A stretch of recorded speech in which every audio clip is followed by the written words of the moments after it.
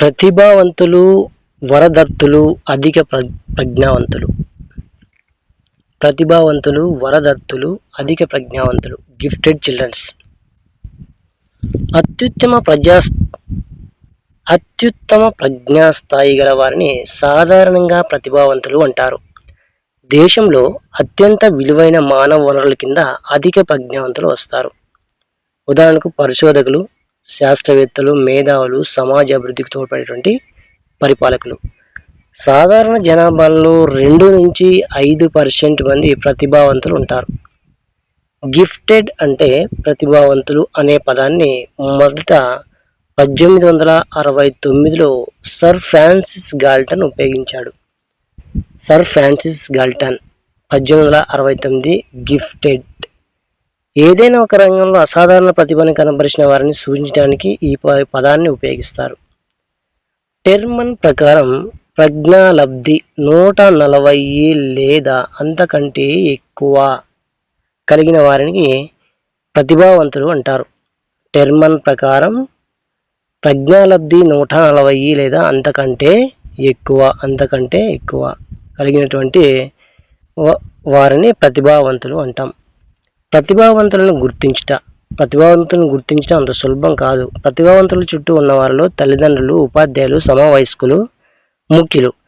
ప్రతిభావంతులను గుర్తించడానికి సాధారణంగా 2 పద్ధతులు ఉన్నాయి. ఒకటి పరిశీలన పద్ధతి, 2 పరీక్షా పద్ధతి. పరిశీలన పద్ధతి అంటే తల్లిదండ్రులు, ఉపాధ్యాయులు, రిపోర్టు. పరీక్షా పద్ధతి అంటే మానసిక పరీక్షలు, సహజ సామర్థ్య పరీక్షలు.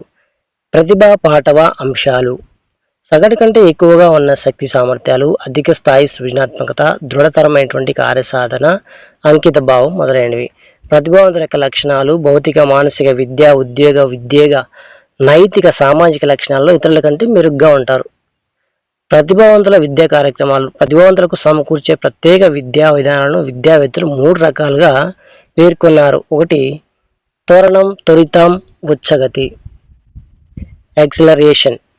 విద్యా కార్యక్రమాలను వేగవంతం చేయడం. వయస్సులో పెద్దవారికి సమకూర్చే అభ్యసన అనుభవాలను వయస్సులో చిన్నవారైన ప్రతిభావంతులకు సమకూర్చడం. శైశవ దశలోనే పాఠశాలలో చేర్పించడం. 10th పాస్ అయిన విద్యార్థికి నేరుగా ఎంసెట్ పరీక్ష రాసే అవకాశం కల్పించడం. నిర్ణీత వయసు కంటే ముందే ఉద్యోగ అవకాశాలు కల్పించడం.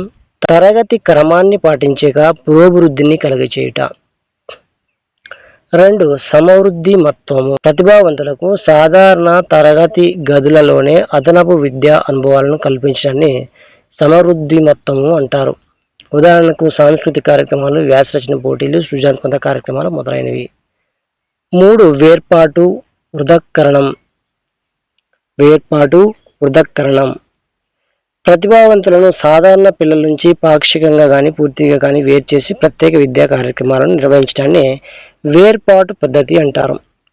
ఉదాహరణకు ప్రత్యేక పాఠశాలలు, నవోదయ, IIIT మొదలైనవి. ప్రత్యేక తరగతులు, పాక్షిక సమయ ప్రత్యేక పాఠశాలలు అంటే వేసవ తరగతులు, బహుళ రూప విద్యా ప్రణాళికలు. తర్వాత మానసిక వైకల్యం గల పిల్లలు, మెంటల్లీ రిటార్డెడ్ చిల్డ్రన్స్. మానసిక వైకల్యానికి గల ఇతర పేర్లు బుద్ధిమాంద్యత, మానసిక క్షీణత. ప్రజ్ఞాపాఠవాలు తక్కువగా ఉండి తమ పనులు తాము చేసుకోలేక ఇతరులపై ఆధారపడి జీవించేవారని మానసిక వైకల్యం గల పిల్లలు అంటాం. ప్రజ్ఞా పనితీరులోని అపసామాన్యత వలన వ్యక్తి పరిపక్వతలో కానీ, అభ్యసనంలో కానీ, సాంఘిక సర్దుబాట్లలో కానీ ఏర్పడే వైకల్యాన్ని మానసిక వైకల్యం అంటారు. ఉదాహరణకు American association of mental deficiency. వయస్సుకు తగిన తెలివితేటలు లేని తనాన్ని మానసిక వైకల్యం అంటారు. ఇది చెప్పింది వికలాంగుల చట్టం PWD 1995. వయస్సుకు తగిన తెలివితేటలు లేని తనాన్నే మానసిక వైకల్యం అంటారు. PWD అంటే పర్సనల్ విత్ డిజేబిలిటీస్. మానసిక వైకల్యం గల వారి ప్రజ్ఞాలబ్ధి 70 కంటే తక్కువ. స్టాన్ఫర్డ్ బినే స్కేల్ ప్రకారం మానసిక వైకల్యం వారి IQ 68. స్టాన్ఫర్డ్ బినే స్కేలు ప్రకారం మానసిక వైకల్యం వారి IQ వచ్చి 68. వెస్ట్లర్ ప్రకారం మానసిక వైకల్యం వారి IQ 70. మానసిక వికలాంగత్వం అనేది 18 సంవత్సరాల లోపే బహిర్గతమవుతుంది. మానసిక వైకల్యము వర్గీకరణ. క్రియాశీల వర్గీకరణను 4 రకాలుగా విభజించడం జరిగింది. తక్కువ లేదా స్వల్ప మానసిక వైకల్యం మిల్డ్ ఎంఆర్. 2 మిత మానసిక వైకల్యం మోడరేట్ ఎంఆర్. తక్కువ మానసిక వైకల్యం తక్కువ లేదా స్వల్ప మానసిక వైకల్యం మైల్డ్ ఎంఆర్. వీరి ఐక్యూ వచ్చి 50 నుంచి 70 వరకు ఉంటుంది. శిక్షణ ఇవ్వడానికి తగిన వారుగా ఉంటారు. వీరిని పుట్టగానే గుర్తించలేం. 5 సంవత్సరాల వయసు దాటిన తర్వాత గుర్తించవచ్చు. 4వ గ్రేడ్ వరకు విద్యను అభ్యసించగలరు. శిక్షణతో పెరిగి తగిన ఉద్యోగం పొంది స్వతంత్రంగా జీవనం గడపగలరు. మిత మానసిక వైకల్యం మోడరేట్ ఎంఆర్. వీరి ఐక్యూ 35 నుంచి 50 వరకు ఉంటుంది. శిక్షణకు తగిన వారు ఇతరుల పర్యవేక్షణలో ఉద్యోగ అవకాశాలు చేయగలరు. ఇతరుల పర్యవేక్షణలో అంటే ఆశ్రయ వాతావరణంలో ఉద్యోగాలు చేయగలరు. 4వ గ్రేడ్ వరకు ప్రత్యేక విద్య ద్వారా అభ్యసించగలరు. అభివృద్ధిలో వెనుకబడి ఉంటారు. సాంఘిక సంబంధాల లోపం ఉంటుంది. తీవ్ర మానసిక వైకల్యం సివియర్ వచ్చి తీవ్ర మానసిక వైకల్యం. వీరి ఐక్యూ వచ్చి 20 నుంచి 35 వరకు ఉంటుంది. వీరు చలన భాషా వికాసం చాలా తక్కువగా ఉంటుంది. వీరు ఇతరులపై ఆధారపడరు. స్వయం సహాయక నైపుణ్యాలకు శిక్షణ అవసరం. 4 అతి తీవ్ర లేదా సంపూర్ణ మానసిక వైకల్యం ప్రోఫౌండ్. వీరి ఐక్యూ 20 కంటే తక్కువ. వీరు జీవించడానికి ఇతరుల పర్యవేక్షణ నిరంతరం అవసరం. వీరిలో ఎక్కువ మానసిక వైకల్యం ఉంటుంది. వీరిని పుట్టగానే గుర్తించవచ్చు. శారీరక ఆకృతి భిన్నంగా ఉంటుంది. నోటి వెంట సొల్లు కారుతూ ఉంటుంది. సలైవా. విద్యావేత్తల ప్రకారం మానసిక వైకల్యం వర్గీకరణ. విద్యను అభ్యసించగలిగే మానసిక వైకల్యం ఈఎంఆర్. వీరి ఐక్యూ 50 నుంచి 70 వరకు ఉంటుంది. విద్యా విషయాలు నేర్చుకుని ఉద్యోగం చేయగలరు. శిక్షణ పొందే మానసిక వైకల్యం టిఎంఆర్. వీరి ఐక్యూ 25 నుంచి 50 వరకు ఉంటుంది. తమ పని తాము చేసుకునే నైపుణ్యాలలో శిక్షణ పొంది ఉంటారు.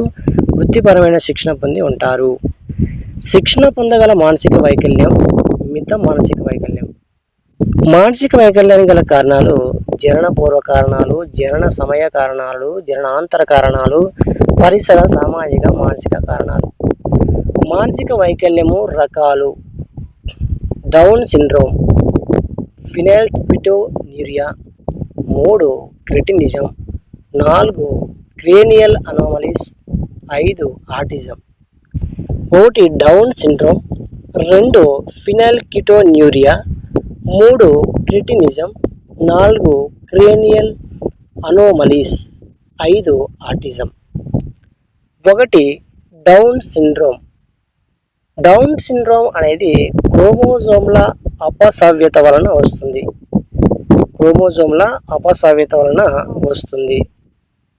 డౌన్ సిండ్రోమ్ వారికి 47 క్రోమోజోములు ఉంటాయి. 21వ క్రోమోజోమ్ మీద 3 క్రోమోజోములు ఉంటాయి. అవి ట్రైసోమిక్. డౌన్ సిండ్రోమ్ వారికి 47 క్రోమోజోములు ఉంటాయి. 21వ క్రోమోజోమ్ మీద 3 క్రోమోజోములు ఉంటాయి. దీన్నే ట్రైసోమిక్ అంటారు. వీరికి ప్రేమ వాత్సల్యం ఉంటుంది. చిన్న చేతులు, చిన్న కాళ్ళు, చిన్న వేళ్ళు ఉంటాయి. నోటితో గాలి పీల్చుకుంటారు. తల్లి వయసు 35 సంవత్సరాలు ఉంటే ప్రతి 1200లలో ఒకరికి, తల్లి వయసు 40 సంవత్సరాలు ఉంటే ప్రతి 100 మందిలో ఒకరికి డౌన్ సిండ్రోమ్కు గురవుతారని ఒక అంచనా. తల్లి వయసు 30 సంవత్సరాలు ఉంటే ప్రతి 1200 మందిలో ఒకరు, తల్లి వయసు 40 సంవత్సరాలు ఉంటే ప్రతి 100 మందిలో ఒకరు డౌన్ సిండ్రోమ్కు గురవుతారని ఒక అంచనా. ఎక్కువ వయసులో గర్భం దాల్చడం వల్ల జన్మించే వారిలో మానసిక వైకల్యం కలగడానికి అవకాశం ఉంది. మేనరిక వివాహాలు అంటే రక్త సంబంధాల వలన జన్మించే వారిలో కూడా మానసిక వైకల్యం కలగడానికి అవకాశం ఉంది. 2 ఫినైల్కెటోన్యూరియా. అమైనో ఆసిడ్ ఫినైల్ అలనైన్ అనే ఎంజైమ్ వలన కలిగేటువంటి జన్యు సంబంధమైనటువంటి పరిస్థితి. దీని వలన మెదడు దెబ్బతిని మానసిక వైకల్యం అనేది ఏర్పడుతుంది. 3 క్రెటినిజం. థైరాక్సిన్ అంటే పోషకాహార లోపంలో వలన కలిగేటువంటి మానసిక వ్యాధి ఇది. 4 క్రేనియల్ అనోమలీస్. గర్భిణీ స్త్రీ రేడియేషన్ ప్రభావానికి గురి కావడం వల్ల ఈ పరిస్థితి ఏర్పడుతుంది. దీన్ని క్రేనియల్ అనోమలీస్ అని అంటారు. క్రేనియల్ అనోమలీస్. గర్భిణీ స్త్రీ రేడియేషన్ ప్రభావానికి గురి కావడం వల్ల ఈ పరిస్థితి ఏర్పడుతుంది. చిన్న తల ఉండడం వలన ఏర్పడే మానసిక లోపం మైక్రోసెఫలీ. చిన్న తల ఉండడం వల్ల ఏర్పడేటువంటి మానసిక లోపం మైక్రోసెఫలీ. పెద్ద తల ఉండడం వల్ల ఏర్పడేటువంటి మానసిక లోపం మ్యాక్రోసెఫలీ. చిన్న తల ఉండడం వల్ల ఏర్పడేటువంటి మానసిక లోపము మైక్రోసెఫలీ. పెద్ద తల ఉండడం వలన ఏర్పడేటువంటి మానసిక లోపం వచ్చి మ్యాక్రోసెఫలీ. పెద్ద తల ఉండడం వలన ఏర్పడేటువంటి మానసిక లోపం వచ్చి మ్యాక్రోసెఫలీ.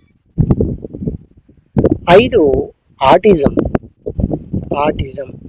ఆటిజం అనేది అటోస్ అనేటువంటి గ్రీకు పదం నుంచి వచ్చింది. ఆటిజం అనేది అటోస్ అనే గ్రీకు పదం నుంచి వచ్చింది. అటోస్ అనగా అర్థం తాను. ఈ సమస్య ఉన్నవారు తమ ప్రపంచంలో తాము జీవిస్తారు అనగా సాంఘిక వికాసం అనేది కుంటుపడుతుంది. మానసిక వైకల్యము విద్యా ప్రణాళిక.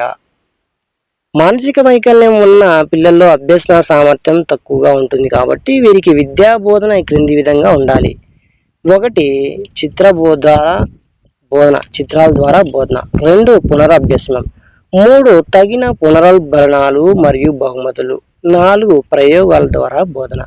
మానసిక వైకల్యం కలిగిన వారికి అందించే సహాయాన్ని ప్రమేయ కార్యక్రమాలు అంటారు. వీటినే పిల్లల ప్రవర్తన అభివృద్ధి పరిచేటువంటి పద్ధతులు అని కూడా అంటారు. 1 ఆకృతీకరణం, 2 గొలుసు విధానం, 3 ప్రేరణ, 4 సాంకేతీకరణం, 5 క్రమేణీ అస్తిత్వం, 6 అనుకరణం, 7 సాధారణీకరణం, 8 విచక్షణం, 9 పరిసర మార్పులు.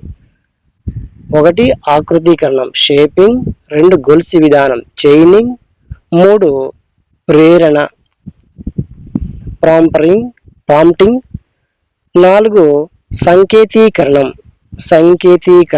4 సంకేతీకరణం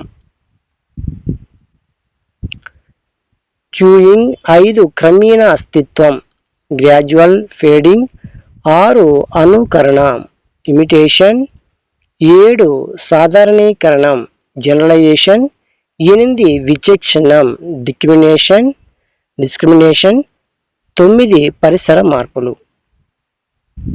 ఆకృతీకరణం షేపింగ్ బుద్ధిమంతుల ప్రవర్తన ఒక లక్ష్యాన్ని చేరే వరకు కొనసాగించేటువంటి ప్రక్రియ అనగా విజయవంతమైన వాటికి పునర్బలాలను ఇస్తూ ముందుకు సాగేటువంటి విధానం.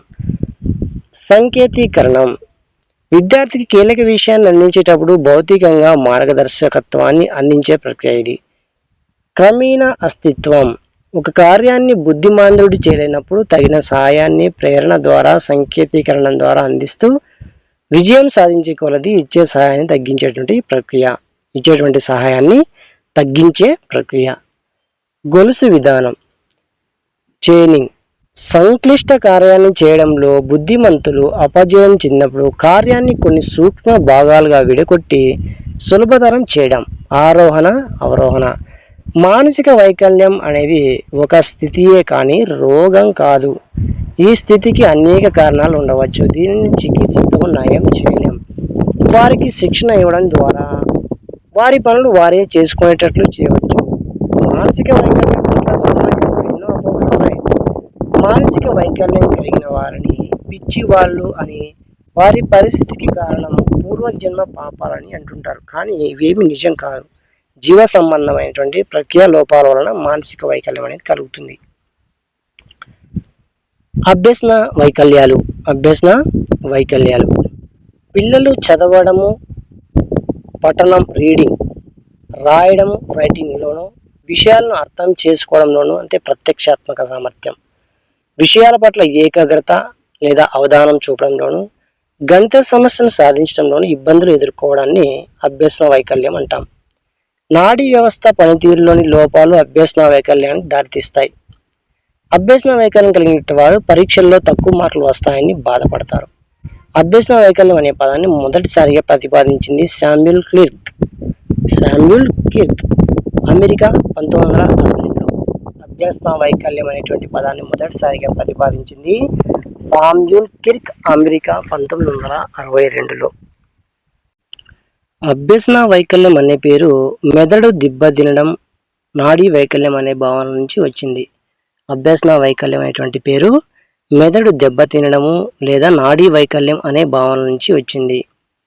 పాఠశాలలో దాదాపు 12% మంది పిల్లలకు ఏదో ఒక అభ్యసన వైకల్యం అనేది ఉంటుందని ఒక అంచనా. 12% మంది పిల్లలకు ఏదో ఒక అభ్యసన వైకల్యం ఉంటుందని ఒక అంచనా. అభ్యసన వైకల్యం ఉన్న వారిలో 80% మంది భాషా సంబంధ సమస్యలను ఎదుర్కొంటున్నారు. అభ్యసన వైకల్యం అనేది ఒక పరిస్థితి మాత్రమే కానీ వ్యాధి కాదు. అభ్యసన వైకల్యం ఉన్న వారిలో 80% మంది భాషా సంబంధ సమస్యలను ఎదుర్కొంటున్నారు. ఈ అభ్యసన వైకల్యం అనేది ఒక పరిస్థితి మాత్రమే కానీ వ్యాధి కాదు. అభ్యసన వైకల్యాన్ని చిన్నతనంలోనే గుర్తించి తగిన శిక్షణ ద్వారా దీనిని సరిచేయవచ్చు. Thomas Alva Edison, Leonardo da Vinci మొదలైన ప్రముఖులు చిన్నతనంలోనే డిస్లెక్సియా అనేటువంటి అభ్యసన వైకల్యంతో బాధపడిన వారే. అభ్యసన వైకల్యానికి గల కారణాలను 3 రకాలుగా పేర్కొంటారు. ఒకటి అంగిక కారణాలు, అంటే నాడీ వ్యవస్థ లోపాలు లేదా మెదడు లోపాలు. గ్రంథులు స్రవించే హార్మోన్ల లోపం. కనిష్ట మస్తిష్క దుష్కరణం MBD, minimal brain dysfunction MBD. 2 జన్యుపరమైనటువంటి కారణాలు. అభ్యసన వైకల్యానికి కారణమయ్యే అనువంశికత వ్యాధి టర్నర్ సిండ్రోమ్. అభ్యసన వైకల్యానికి కారణమయ్యేటువంటి అనువంశికత వ్యాధి టర్నర్ సిండ్రోమ్. దీని వలన ప్రత్యక్షాత్మక లోపాలు కలుగుతాయి. 3 పరిసర ప్రభావాల కారణాలు. అనర్థదాయక కుటుంబ పాఠశాల వాతావరణం. అభ్యసన వైకల్యాలు రకాలు. 1 భాషా వైకల్యాలు, స్పీచ్ లాంగ్వేజ్ డిజేబిలిటీస్. ఉదాహరణకు డిస్ఫేసియా, అఫేసియా. చూడండి, అభ్యసన వైకల్య రకాలకు సంబంధించి 1 భాషా వైకల్యం అంటే స్పీచ్ లాంగ్వేజ్ డిజేబిలిటీకి సంబంధించి వైకల్యాన్ని మనం డిస్ఫేసియా, అఫేసియా అని పిలుస్తారు. 2 పఠన వైకల్యాలు అంటే రీడింగ్ డిజేబిలిటీస్ వచ్చి డిస్లెక్సియా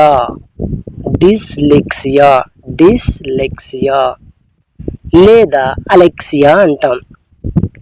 పఠన వైకల్యాలు అంటే రీడింగ్ డిజేబిలిటీకి సంబంధించినటువంటి వైకల్యాన్ని డిస్లెక్సియా, అలెక్సియా అని పిలుస్తారు. 3 రాతపరమైనటువంటి వైకల్యాలు, రైటింగ్ డిజేబిలిటీస్. ఇది డిస్గ్రాఫియా, అగ్రాఫియా అంటే రైటింగ్ డిజేబిలిటీస్. 4 గణితపరమైన అసామర్థ్యాలు.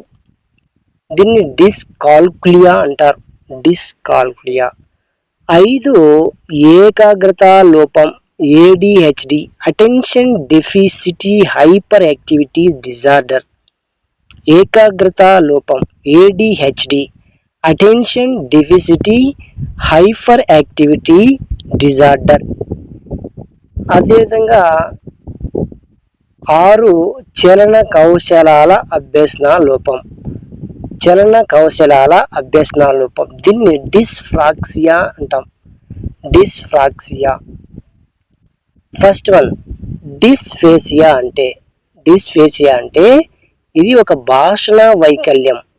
ఇతరులు వ్యక్తపరిచిన పదాలను, భావనలను, ఇంగితాలను అర్థం చేసుకోవడంలోనూ మరియు తిరిగి వాటిని వ్యక్తపరచడంలోనూ పాక్షిక అసమర్థతను కలిగి ఉండడాన్ని డిస్ఫేసియా అంటాం.